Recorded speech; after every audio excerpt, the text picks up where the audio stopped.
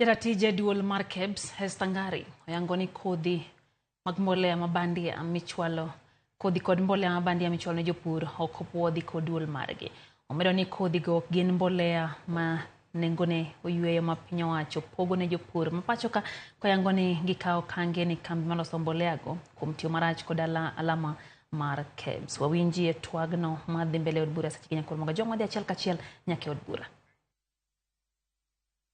Issued a standard on SDL original, SGL original, and there was no GPC on it. So it means we are talking about two different products. The product that they gave the standard on was an organic fertilizer. This other product, which is GPC Original Plus, is actually not an organic fertilizer. It is not a fertilizer as it were, because they have analyzed the components that make up this particular product, and they found it's a diatomite, and diatomite is not necessarily a fertilizer.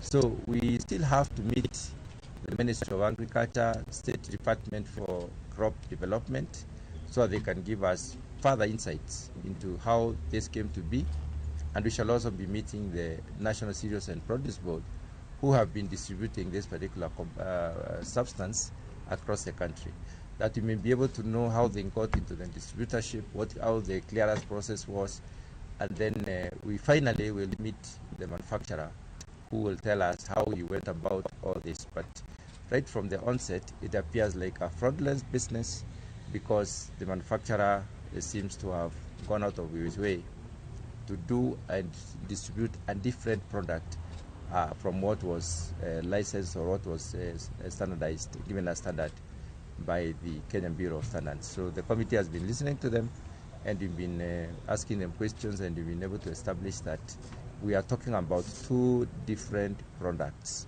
One product was issued a certificate in January in the last year, which was supposed to have been distributing as an organic fertilizer. But this other particular product is not an organic fertilizer. In fact, the organic matter in the product itself does not qualify it to be called an organic fertilizer, because it is even less than 40%. You should have at least 60% of organic matter for you to consider, a fertilizer to be organic.